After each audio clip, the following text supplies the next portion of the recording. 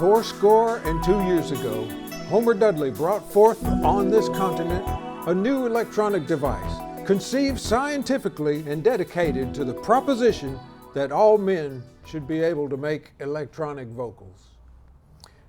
This is Talking Synths, and finally we're going to talk synths about synths that talk. All right. We've been pestered about why we're not doing vocoders, because those are talking synths. So finally, we're doing vocoders. All right, let's vocode away. I'm Sam from Centaur. I'm Carlos.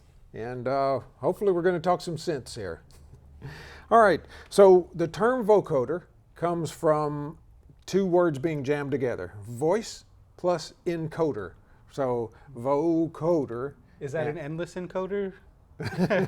I guess so. And a lot of people erroneously say vocorder. Get that first R out of there. It's vocoder, as in encoder. And then when you speak into a vocoder, it encodes your vocals. And then when it spits out the audio, that's called a voder, and it's creating the semblance of your speaking. It's a really cool thing. I've always been fascinated by them. What was your first experience with a vocoder? Ever? Have you messed with one? No, I think vocoders, and you know, forgive me if I'm mistaken, but I think they often get confused for talkboxes. That's right. Is that the same thing? Yes, and we'll demonstrate the difference here in a minute. Okay. I said yes. No, it's not the same thing. We'll demonstrate the difference here in a minute. Okay. So a vocoder is an electronic device. A talkbox is more a physical device. Yeah.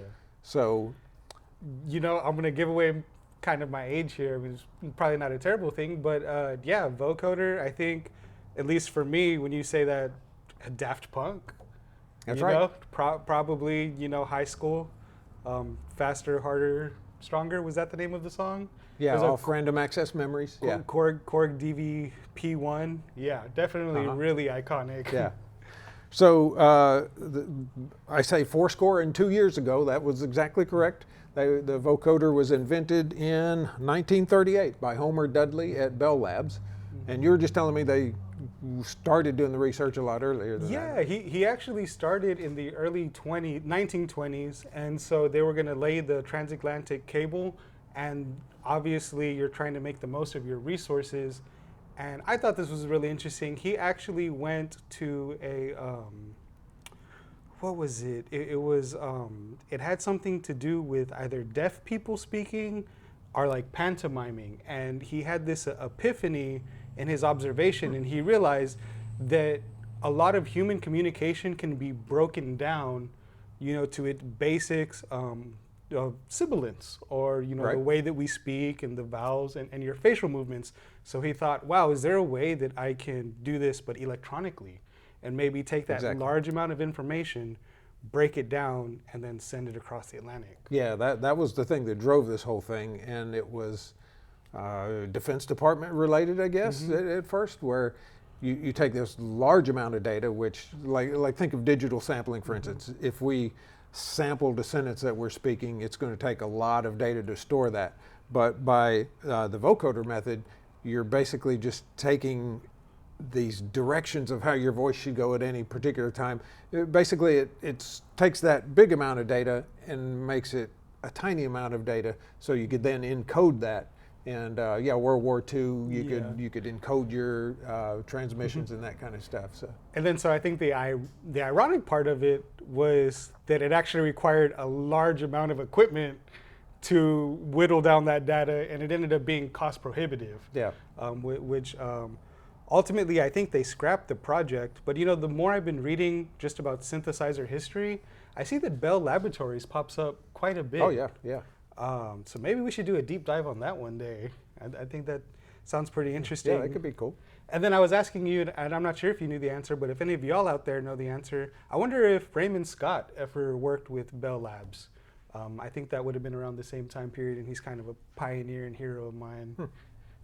Well, I do know that the first musical application was Bob Moog back in 1968. And he took he took this research and kind of moved it into the realm of music and thought this would be a cool way to do music with a voice like that. And then, so he built several vocoders, and I guess Moog just came out last year with the new old vocoder. Talk about gas. It's not cheap. No, but once again, going back to, it requires a lot of technology and a lot of just a lot of equipment to perform the task that it's doing, a lot of components. So do you know why that is, or can you kind of explain to us why? Well, why don't you grab that thing right there? Yeah. What we have here is a graphic EQ, and so let's imagine. Let's push all these sliders down. You can hold this right there for like 10 or 15 minutes, right? I got you.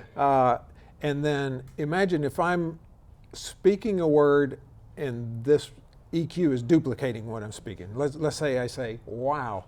Then what you might see these sliders do is go, wow, as I'm speaking. You know, you could maybe watch them go up and down like that. So what a vocoder is it splits the signal up into all these different bands, and you'll hear 8-band vocoder, 10-band vocoder, whatever. That means how many of these there are. So it basically filters your voice into all these different bands, and then has an envelope follower, and then on the other end it spits out a signal that reproduces the motion of those EQ sliders exactly. So you may put that down now. Thank you very much. So you're talking what, a bandpass filter, an envelope follower, and a VCA per band. About. So I mean, and me just being kind of like new to modular, I kind of think of what that would look like in a rack, and that's a lot of equipment. Be a lot of wires and rack things. Yeah. So, but it's a really cool concept. And Wendy Carlos was one of the first users. The first rock song to use it was Alan Parsons in 1975. The song called "The Raven" off of the album Tales of Mystery and Imagination. Cool. And have you ever heard that? It sounds very Edgar Allan Poe. Edgar Allan Poe wrote the vocals. Okay. I mean, wrote the lyrics. Okay. Basically, it was Alan Parsons doing music to Poe stories. And it's an incredible record. I owned it way back when, and then didn't own it for a long time. And one of my kids asked, well, what you want for Christmas this year? And for whatever reason, that popped into my head. And so I got the CD of that again after years and years of not hearing it. And I went to my car, I plugged it in, and I just sat in the driveway and listened to it. And I got to admit, I was crying like a baby. It sounded so freaking good. It was amazing, the production quality and just. I always think it's pretty phenomenal, just that tie, that emotional tie that music holds over us, and especially when it's things from like your childhood. Yeah. My grandmother was in a really bad mood this morning, and it's been a rough year, right? And she recently started playing with the church again, but we don't have a piano, and she was kind of disheartened that she hadn't been able to practice. So I busted out the Kawai K3 because I've been loving on it, and I was like, "Here, Grandma, play this," and she had the big old headphones on. Completely turned her day around, and she was so excited. Yeah, you sent me a picture of it. I was texting all my friends at like 8 in the morning. Check out my grandma on this K3. She rocking the Kawai. Yeah, that's great. So I have this little setup here, and I thought I'd try to recreate the Alan Parsons little bit. And so let's take a crack at that right now while that light is flickering. All right, I'm going to need to move some stuff into place here.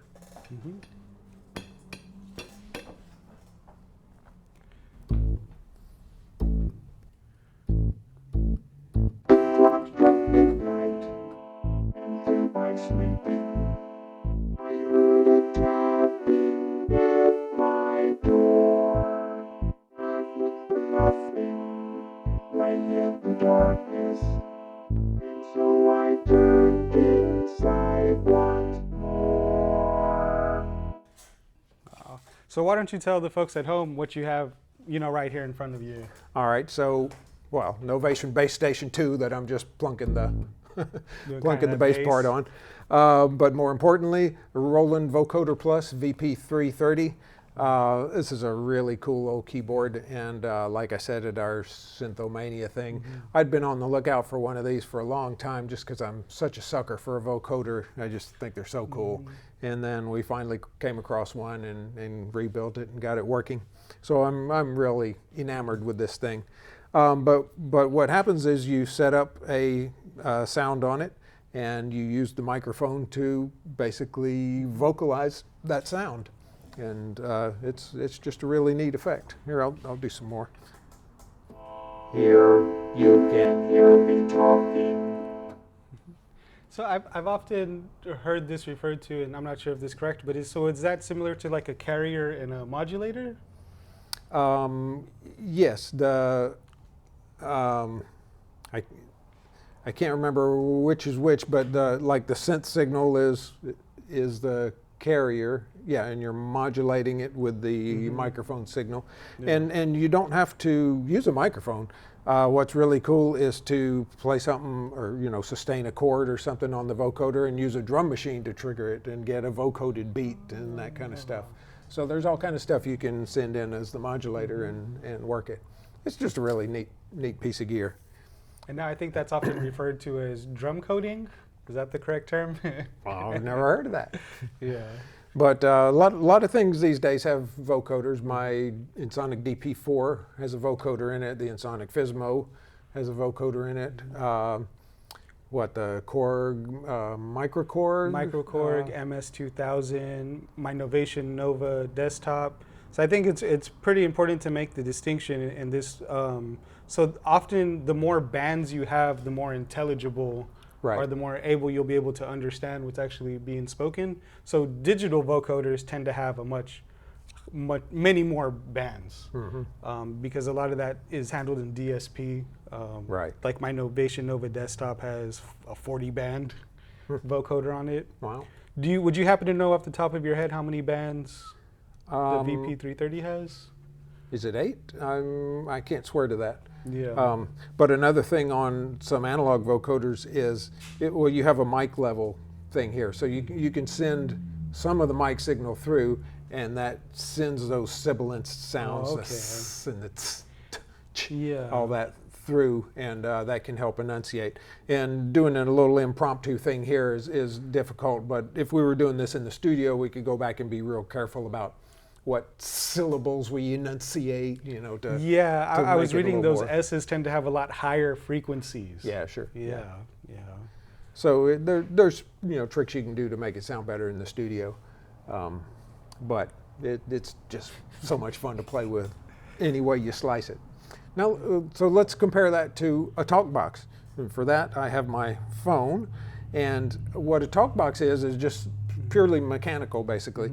You take a driver for a speaker horn, and instead of putting the horn on that driver, you put a tube on it. And so a Talkbox usually sits on the floor, and they have a clear plastic tube that runs up a mic stand and then comes out like right here. And so you play something through, play your guitar through it if you're Peter Frampton, and the guitar signal plays that speaker driver. The speaker driver plays, and instead of blasting out through a horn, it blasts everything through this tube that comes up the mic stand and into your mouth, and then you just enunciate with your mouth. So I can sort of do a demonstration of that with my phone just by sticking it in my mouth. So we're classy around here. So you can see that.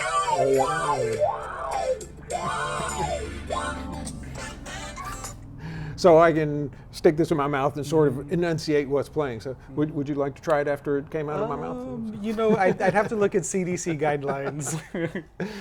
Yeah, so that's fun to play with too. And it's easy to do with your cell phone.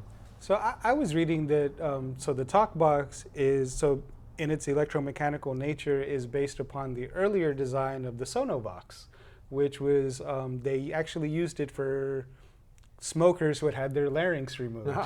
And you would hold it up against your throat, and the vibrations of your esophagus is what shapes the sounds that come out. I always, just the history of synthesis and all these different ways that we perceive music, I always find absolutely intriguing. There are so many tie-ins. Yeah. Well, that's cool.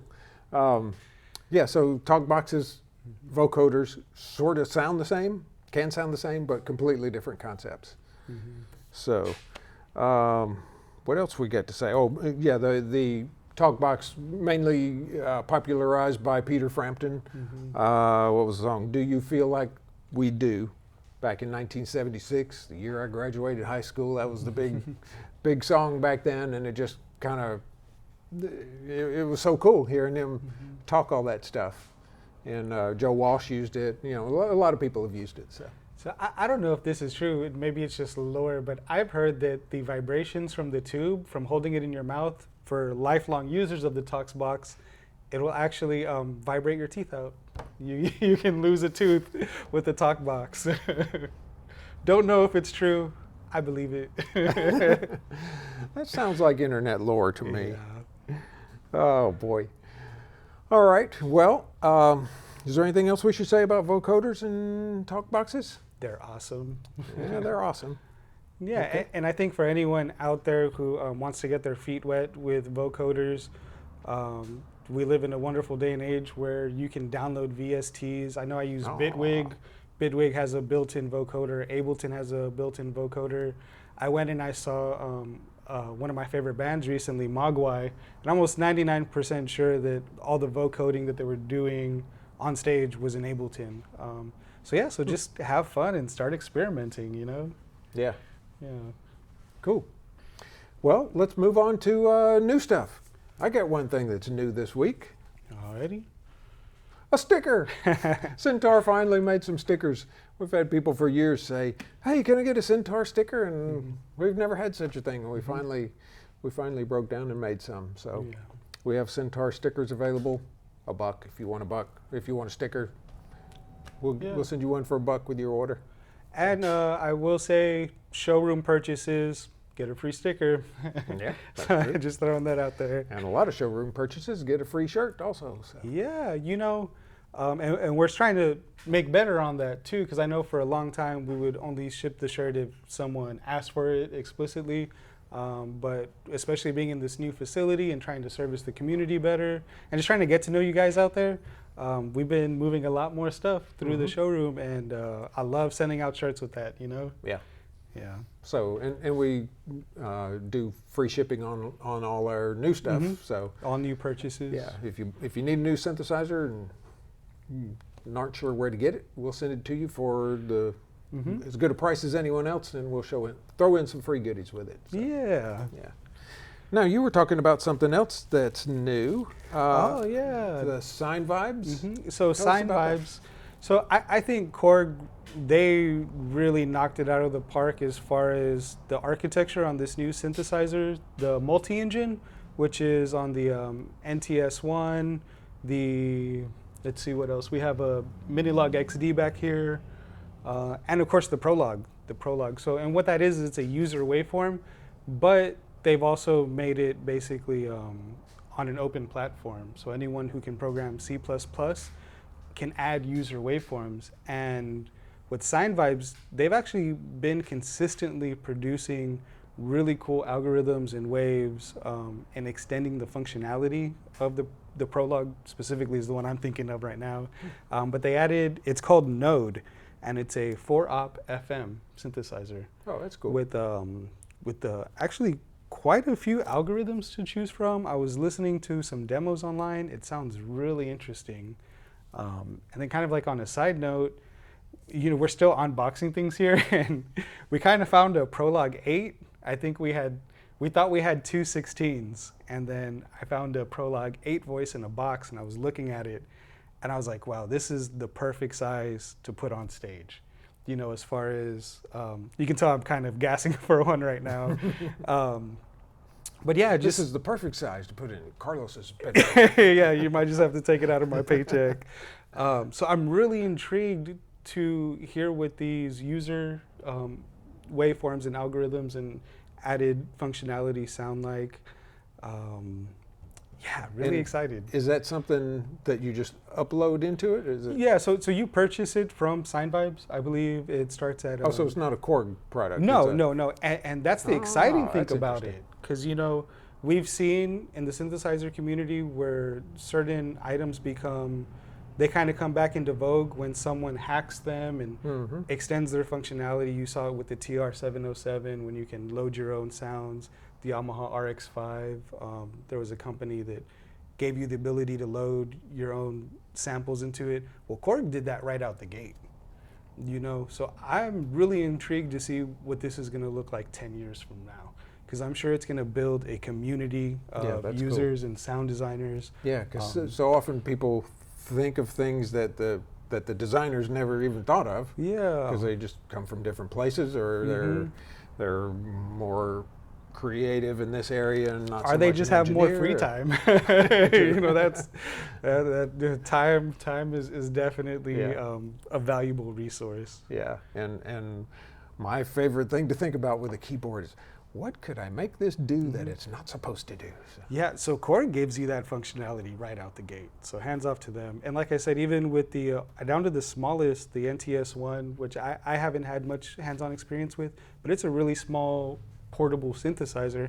And SineVibes was able to fit the Node or the FM algorithm into it. That's, yeah, blows my mind. that's pretty cool. A lot of exciting stuff happening. Exciting time to be a synthesizer nerd. Definitely. Yeah. All right, well, all you nerds go play with your synthesizers. And at this point, we'll bid you Modulator.